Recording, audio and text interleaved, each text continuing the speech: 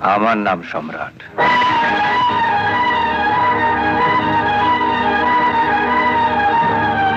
তুমি তুমি সম্রাট? হ্যাঁ, আমি সেই সম্রাট যাকে ধরার জন্য আপনার ছেলে এই গ্রামে এসছে। আপনার ছেলে কোথায়? ও এইমাত্র থানায় গেল। শুনুন, আপনার ছেলে আমার মাকে বলে গেছে যে আমি যদি আমার মঙ্গল চাই তাহলে রোজ যেন একবার করে থানায় গিয়ে হাজিরা খাতে আমার সই করে আসে।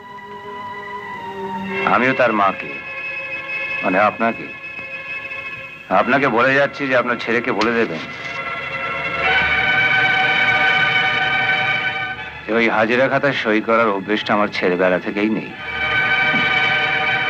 কি বুঝলেন?